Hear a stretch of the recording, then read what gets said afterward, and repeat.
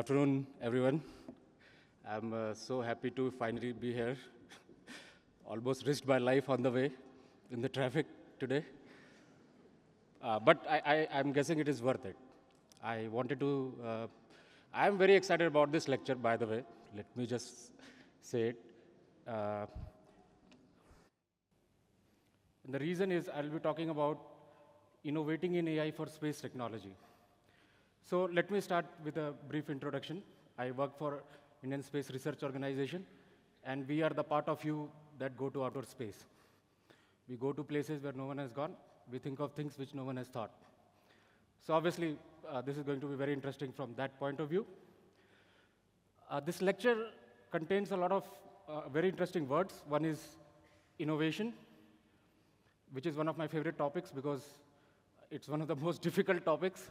You can't get your hand on innovation. Very difficult to talk about it. And obviously, AI. Everybody seems to know about it, but I really doubt it that we have understood AI. And space technology, obviously, is very fascinating. It's the epithet of technology, it's the highest form of technology that any civilization builds. And that's why I think this is going to be pretty exciting. And I'll be talking on some of the topics which are very, difficult to talk about. Because why not? That's what we do at ISRO. So I'll be talking about how to innovate. And I'll be talking about how we can innovate. We'll try to dig in deeper into what is innovation. Is there a process to it? Because nowadays on YouTube, there is a process for everything, right? And if there is not a process, then what is not innovation, at least? If we can, try to figure that out. And obviously, we'll see how we have applied this in ISRO. So let me just go to what we do at ISRO in AI. So at the first instance, it seems AI and space technology will be like a love at first sight kind of thing. Because, in space, we need a lot of automation. Space is the sector which is automation hungry, both on ground and on board.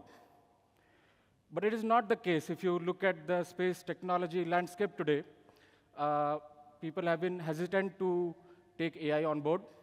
There are obviously a lot of attempts being made, but there are good reasons for that, and we'll discuss that.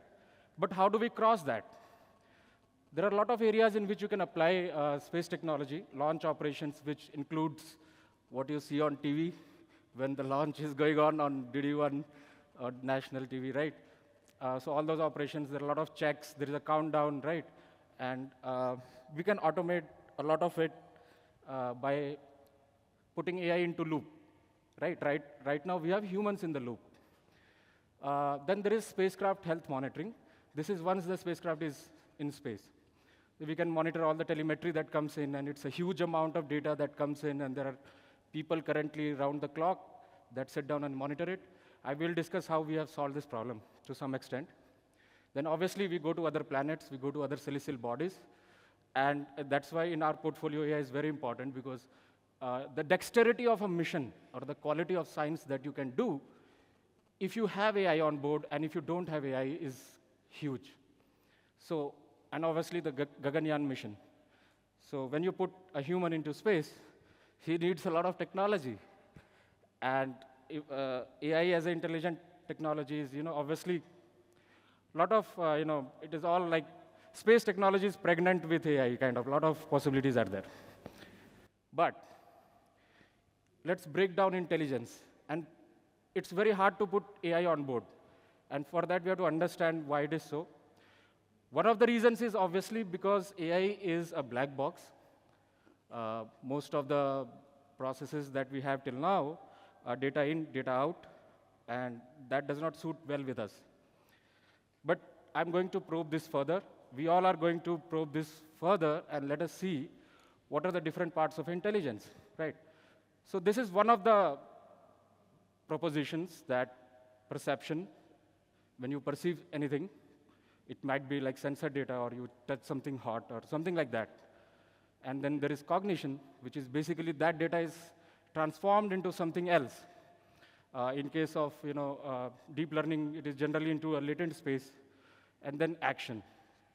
If it is an image classifier, you classify it. If it is a language model, you output text, so something. And if you are a human, you touch something, and you process that, okay, this is not touchable, and you remove your hand. So that is the action. Seems like fairly good idea about cognition, right? Yeah. But at ISRO, we think like this. Can we perceive cognition?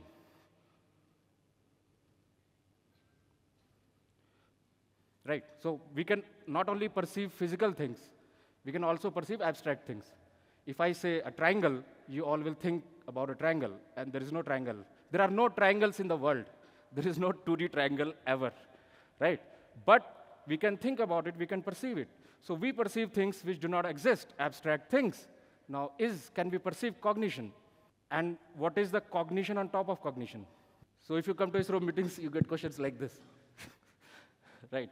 So they wanted to know how do we perceive cognition, because we want to be sure that cognition is happening. And it's very tricky.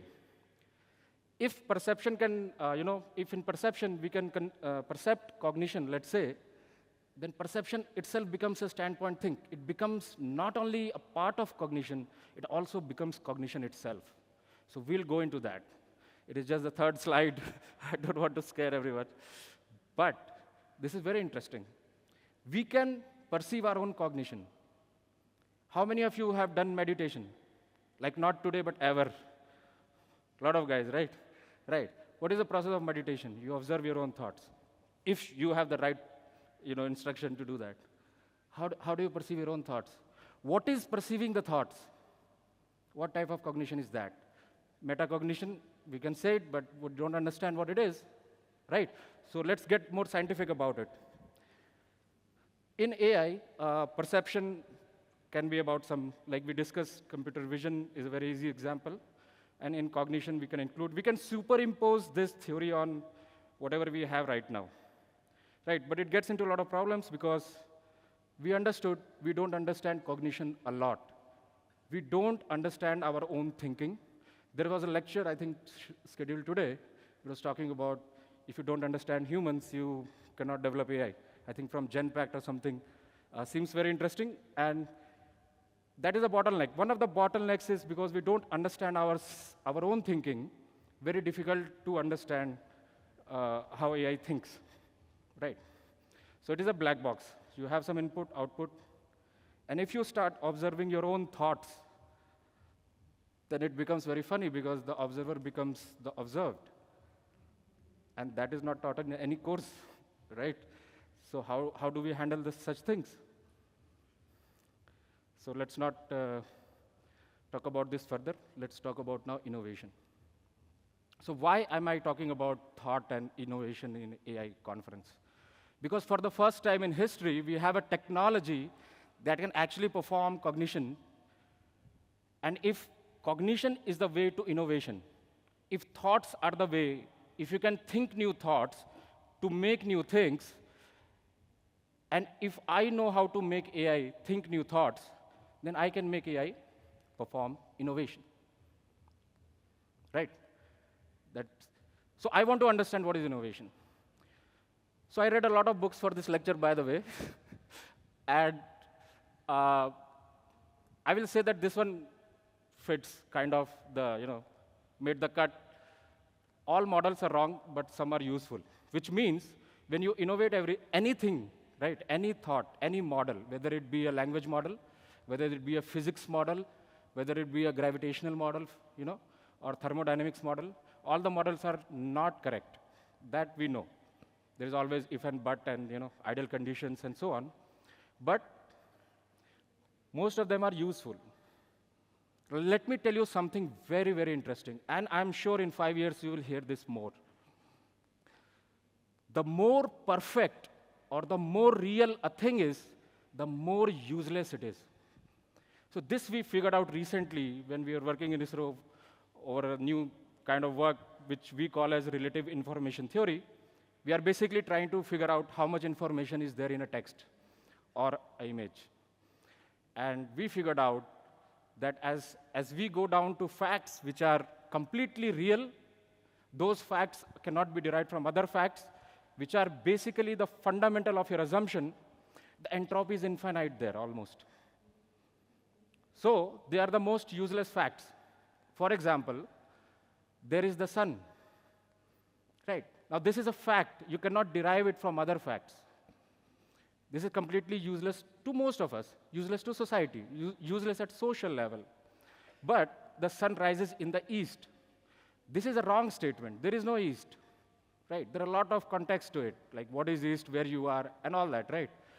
But it is a very useful statement. So very counterintuitive, but we figured out the more real and absolute a thing is, the more useless it is. The more useful a thing is, the more far from reality it is. Because we don't live in the real world, we live in a social world, which is a human-fabricated world.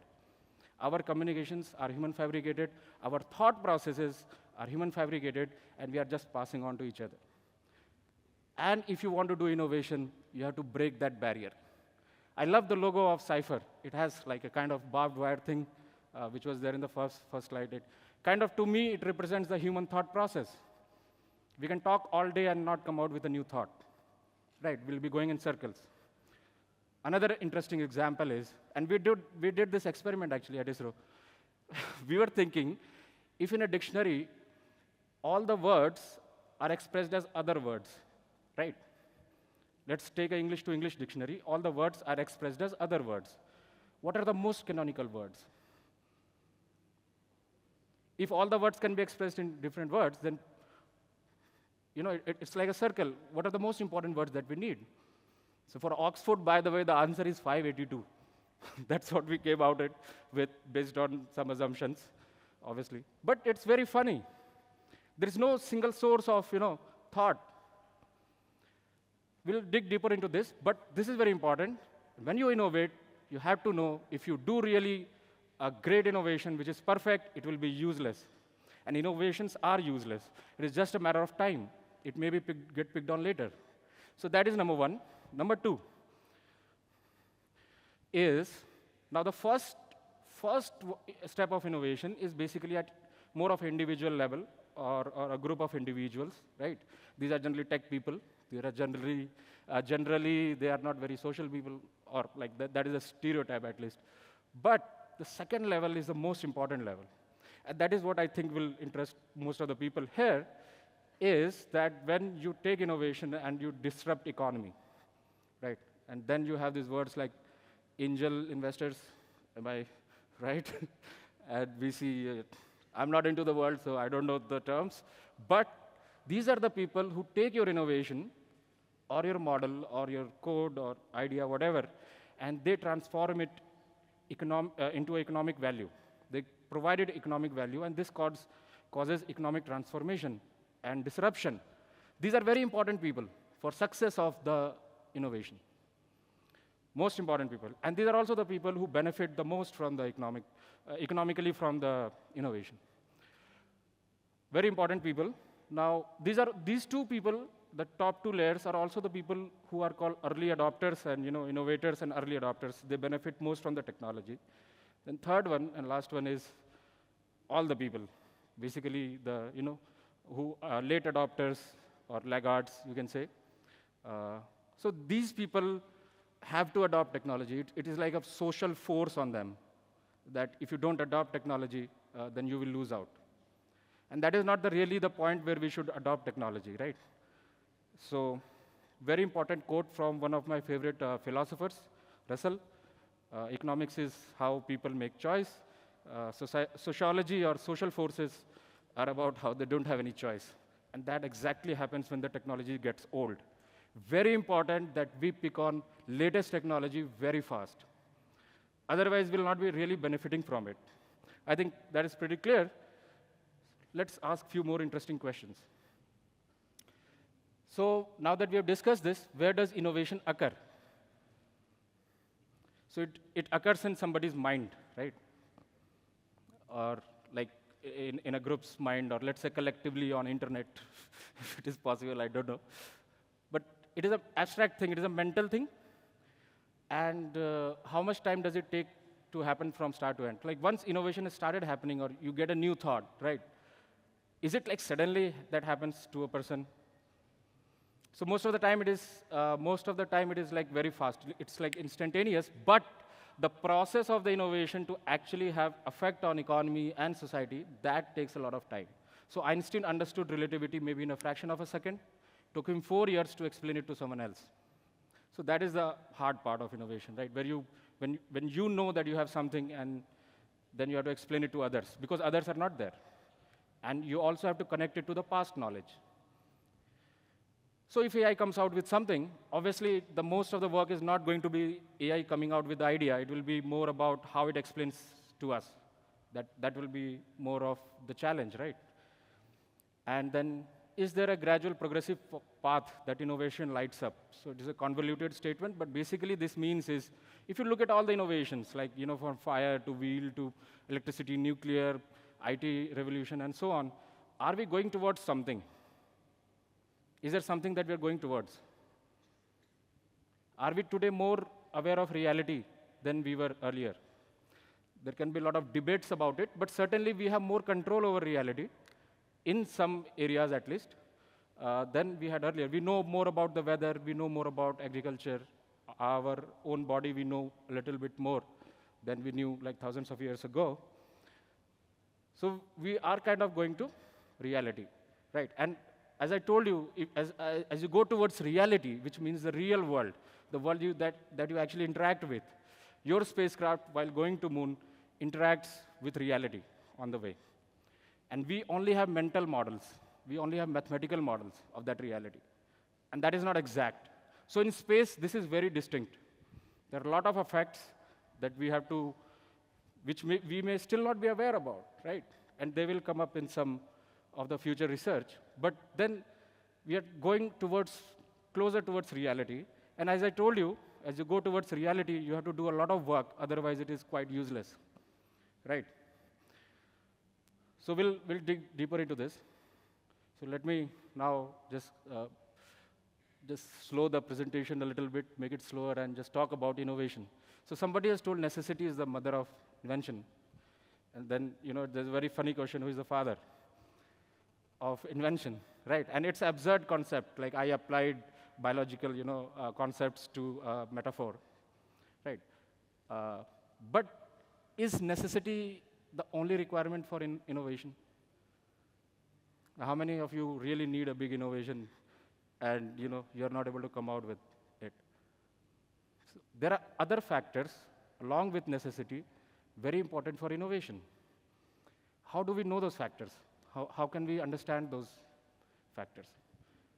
So again, a lot of research went into this, and what I propose here is not like accepted standard, but still I'll do that. I'll go ahead and say, according to me, leisure, or mostly like active leisure, and obviously it has to be a bad father because he's not present. Leisure is a bad guy. Leisure has negative connotation in our society somehow, but leisure is very important for innovation. And when I talk about leisure, I don't mean the self-indulging leisure. It's more about self-awareness leisure, which I call as active leisure. If you are really relaxed and into what you're doing, maximum chances of innovation, right? But how do we do this to AI? Is AI always in leisure? Or is it always in stress? We don't know, right? So these questions don't make sense in 2025, right? So let's go further. Let's think about if innovation is due to some new thoughts, how can I stimulate new thoughts? How can I go in search of new thoughts? You can read new books, but they may not have new thoughts. There may be some thoughts which is new for you, but may not be for others. So how do we go to that thought which is collectively not there in the human consciousness? How do we go there? How do we go out of the balloon that we all are in, right? So let's break it down. If we can understand what is the process of thought, how thoughts are generated, and if we can understand perception of thought, how thoughts are perceived, how do we know that we have thoughts, right? Probably I can apply this and ask AI to produce some new thoughts. Very difficult to do this, right? In fact, most of you must be thinking, like this sounds almost like philosophical, right? And philosophy is basically the science of what is not established yet. So let's follow this serpent, right? It represents one of the most classical dilemmas of philosophy. You can't have any assumptions. None of the assumptions of philosophy hold ground anywhere. This is exactly what happens with our thoughts. So Descartes said, I think, therefore I am, which means he has perception of thoughts, his thoughts, and the perception of thoughts is the proof that he exists. His self exists, means I exist, is because I can think. And I can understand, I can perceive my thoughts. I know I am thinking, and that's why, therefore, there I am, I exist, right? So, very good question, very important line. But today it is not. I don't think it holds all the questions today. But very good observation. Now here is the thing. If you observe your thoughts, what happens to those thoughts? So if those who have done meditation and who have read a bit of philosophy will understand, if you actually see your thoughts, they go away, they change. This is pretty much like observing an electron. If you observe an electron, the position of the electron changes. So, and then if you're observing a changed state, then you're not actually observing what you wanted to observe, right? Because its position has changed. So if you observe thought, you can't really observe it because it has changed. So if thoughts are what you are, if your thoughts have changed, you will always find a changed you, right? Because you are the thoughts. So if you observe your thoughts, you change yourself. So how can you observe yourself, right? Classic problem of self-reference. And then a very important question is, if the action of observation is on thoughts, who is observing it? Because you are the thoughts. You can't observe the thoughts without external, pedal or reference. But we all know, although our thoughts are changing, there is something constant, right? There is something more constant than thoughts, and that is the self. That may not be the social self. I am a totally different person, what I was like 5 years ago. I was much better 5 years ago, let me tell you. Now today, I'm a very different person, but there is some continuity. There is something same, right? What is that? So there is a reference behind all this cognition, all this things that are happening. Now, similar to AI, if you allow AI to change its own code, the environment in which AI is working, if I allow LLM to change its own, weights, for example, then is it the same LLM? If it is not the same LLM, its goals will change. Right? You can't achieve anything if you allow AI to do a self-reference. So that's why it is banned. And in space coding qualifications, we have ban on self-reference loops. We never go there, right? So very interesting, very important for AI. Now, as I said, we can perceive our thoughts and change of thoughts. That means perception is more primordial than thoughts. Perception is more primordial than thoughts. And I told you earlier also that perception seems to be more fundamental than cognition, right? This is similar to science is more primordial than technology. Science was there even when technology was not there, right? Science has always been same, and technology fails, science does not fail. So your thoughts can be wrong, but maybe you are not wrong. Whatever is that observer is not wrong, right? So there is something deeper than thoughts, even with humans and even with, hopefully with AI. So seems like perception without aberration of thoughts is the higher form of intelligence. If you want to become more intelligent, perhaps the best way to do this is avoid your thoughts. Now this may seem like some spiritual lecture, but this is actually real. Even we have derived it logically, right? That if you really want to get more intelligent, then you have to go to something deeper. And that is what I am calling as perception, right? Let's go a bit more deeper into this. Now, here we break down what I think, at least, is innovation, and how we have applied this at ISRO in few other projects. I will discuss that after this slide. Human consciousness, or thoughts, is the consciousness of want. Now, this is a well-established premise that many people have accepted. You can think because you want something. If you don't want something, then uh, thoughts are not relevant there. Thoughts are to satisfy want. Similar to technologies for satisfaction of some desire, some objective, right? But science is not for that. We at ISRO go to the moon. People ask, why do you go to the moon? We are like, we obviously tell that there are a lot of reasons, minerals and all. But the fact is that we just do it for the, it's a huge privilege to do that, right? For the whole country, do it for the whole country. You do it for the sake of doing it. People who study science, biggest breakthroughs in science, are not with the objective. The objective is the pollutant. It's a limitation of any innovation. And what is the first thing that people do when they list out any, we call it technology demonstration or development projects? What is the objective of this project, right? So that's very counter-productive, actually. You have to go into it without minimizing the limitations of wants, applications, goals. This will not lead to innovation. Go into it for the sake of it. And that's why I told, that is what people do in active leisure. If you leave a child in a park or in an orchard or something, he will take a stick and dig the ground. For the sake of digging the ground, there is no, he's not finding oil or something, right? So it is just for the sake of doing that, and that is active leisure. If you are doing your work, if you are doing any project with that intention, innovation will happen. And then you find someone who is angel investor or something, like the guy who can make the economic disruption, and there is your change. And this is how, recently I was talking to someone who trained llama models for Meta, and they were telling that, in ChatGPT also, this is how it happened. Somebody in ChatGPT team had some hunch. They went after it. They trained the model over the weekend, and it was producing the best results. This was not even registered project. This is not one of the things they were observing. Most of the innovation stories are like that, right? So, observation or perception without thoughts. We have to keep perception on, just observe without any bias, without any aberration of thought, without any objective. Right? This is very important. And then your thoughts can move beyond the boundaries.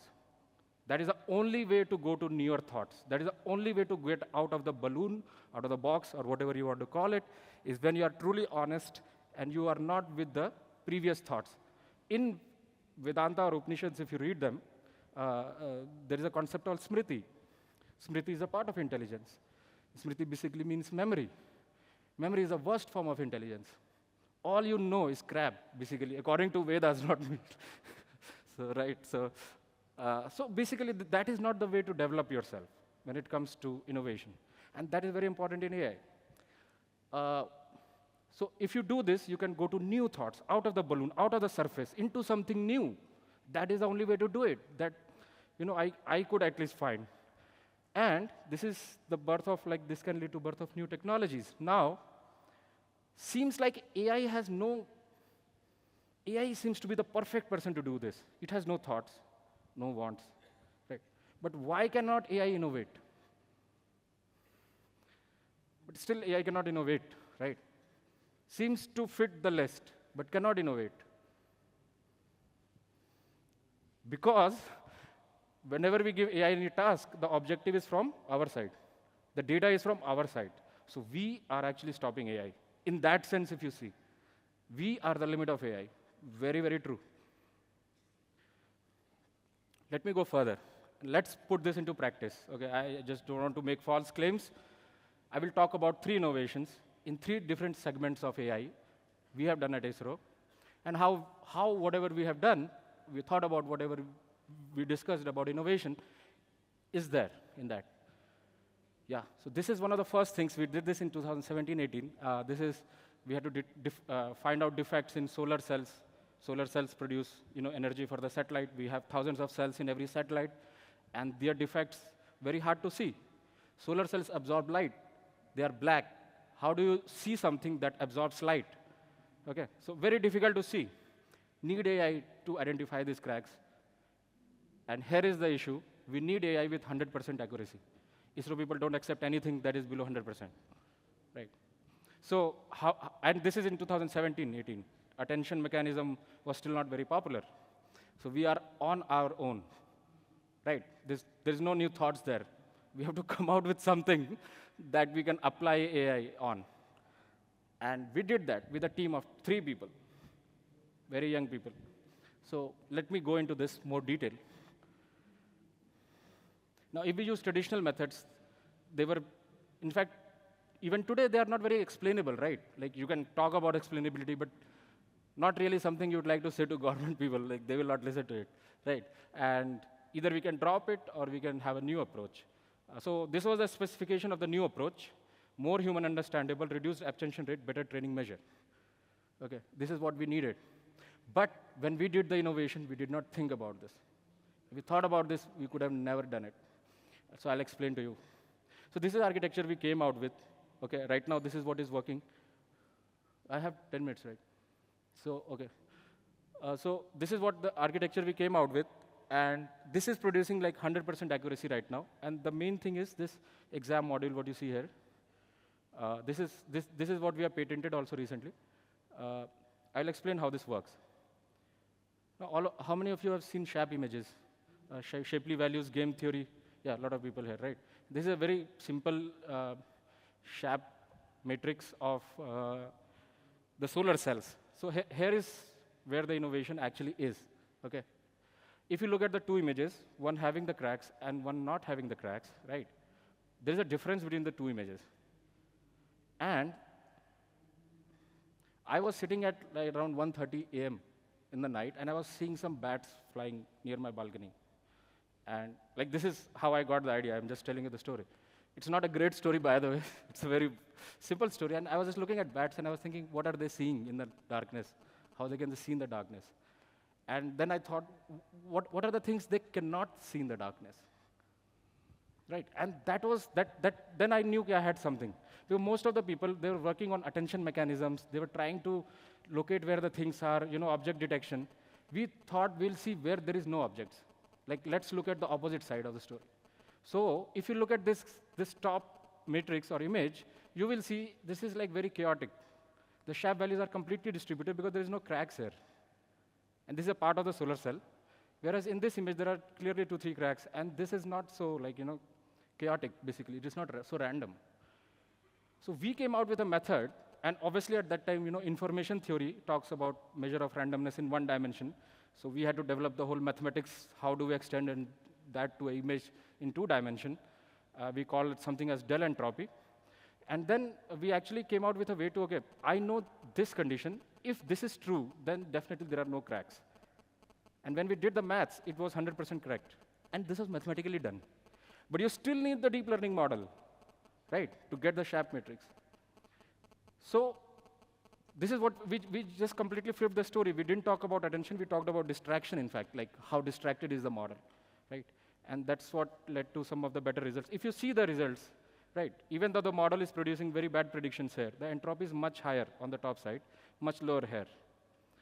And that's why this is always correct. Like, it never has gone wrong. We have tested more than 14,000 cells so far, and it has always been correct in this case. So this was at the same time Google came out with attention is all you need paper. We were working on distraction is also something you need, right? Another beautiful thing about this is that when you train a model using this algorithm, you are able to see the Dell entropy's values very clearly as the model gets trained. There was a huge problem at that time of overlearning, underlearning, right? All those things were there. So we came out with applying the same concept. Now, if you train a model, this, like, you can see that just the 2 classes are separate. And if it is overlearning, it will not separate. Just one simple idea of what if we cannot see something? How do we know the state that we cannot see something? And that was while looking at bats at 1:30 a.m. in the night, right? So, yeah, basically, so this actually we have patented, we have applied to a lot of places. So let me go to the next one. Yeah, this can be applied in a lot of areas. We're applying in defense projects. I will not go there, but yeah. Let's look at something else where this was extended. This was in health monitoring. We have a lot of data coming in from the satellites and all the spacecrafts and round-the-clock analysis and decision-making. So we have like 5, 6 centers which have people 24/7 just trying to understand what is happening to the spacecraft, because every spacecraft is like 500 crores, roughly, right? So it's very important to us that they are healthy. Now, we came out with an algorithm that was called MEND. MEND is again based on the similar concept of distraction. how true your forecasts are, right? And if they are not true, if they're entropic, then we say that, okay, something is going to happen. Then we tested on the data, and this is actually in open source, like this already paper is published in Conference on Data Sciences, and we were able to get 20, 30, which corresponds to 10, 15 minutes of advance notice if we know that something is going to happen to the satellite. This is a huge plus for us, right? Because satellites are like national assets, and they're very expensive. So this is very useful for us. Yeah. So a lot of applications can be there. You need some VC people to take this at cost of economic disruption. But yeah. And then again, we went into generative AI. So this is something we made in 2023. It was a spotlight technology at our center. And this was the first virtual employee. In 23, we made it. So one of the things I really suggest that we should do is go at the latest technology very fast, because then people don't ask, have you tried this? Because if you go today, they will try, have you tried agentic AI? Have you tried this, that? So we thought we'll do something which there is nothing to talk about. Like people cannot ask even, what have you tried or something. So that is one of the things we do at our team is we just work on the latest tech so that there are no counter questions, right? Yeah, so based on the success of GYAN, actually, Bihar Government Education Secretary asked me to develop something for the students. And we actually reached out to 22,000 schools in Bihar, where there was a problem of language, and self-paced learning. We wanted to make education accessible to everyone. So this is actually online. It is called GYAN, and it allows you to ask questions only on NCERT syllabus, child-friendly language, and it is government-weighted and private and all those things. So this is something we developed for the students. Yeah, this is again something that we are developing for Gaganyaan. This is called Medical AI Doctor in Space. It is basically an AI assistant which already knows where the spacecraft is, what is the position of the spacecraft, what is happening with the spacecraft's dynamics, and then looks at the health parameters of the astronaut. Now, I have just 3.5 minutes, so one question. There is a problem with LLMs when you apply it as a doctor. Can you think of it? Yeah, so now everyone knows, right? What is the problem? The problem is, you don't want a doctor to whom you tell, I have cold, and he just gives you like 5 medicines, right? You want a doctor who keeps quiet for some time till you are telling all the symptoms, right? And then it gives final list of some medicine. The problem with LLMs is, as soon as you say something, it'll give out a solution. It can't shut up, basically. So again, we had to go to this, how do we make the LLM shut up? Because you can't apply something. So this is still in development, but the idea was, how do we shut up LLM? Then we came out with something like this. So this is called anticipative assessment. This assessment is of the LLM. And this is anticipative. So before a question goes to LLM, we do this anticipative assessment of how will my LLM or my agent respond to this question. And this is, right now it is data-driven. We are working towards how to make this more deterministic. But the idea here is very simple, that if the doctor is not confident that it can answer with the amount of information so far, then it will just keep waiting for further information. And then it reaches a threshold, which we found out in this case was 0.77 in our use case, and then it will start. So it will not answer all these questions which are having below the threshold. You have to talk to it more until it reaches the threshold. This was very important for us because there is a lot of compute and energy wasted every time a question goes to the LLM. So this was another something we had to invent, just for the sake of it. Finally, I just want to come to this, that, see, I have been working in AI for 11 years now. I was working in AI when nobody was working on it, because I just love the subject. I love the idea of intelligence. I don't know why, maybe because I'm not intelligent or something. But the point is, I can tell you this. It's very closely, the development of AI is very closely tied to our understanding of ourselves, right? Because the fundamentals of thought have not been discovered, it's very difficult to actually make much better progress for AI, which are deterministic. And if AI is not deterministic, we cannot apply to space technologies. Yeah, so kind of like similar story what happened in Industrial Revolution. You went from muscle power to steam power to electric power, nuclear power. This is a totally different game. This is a mental game. This is a mental subject. AI is not an engineering subject. I feel at least.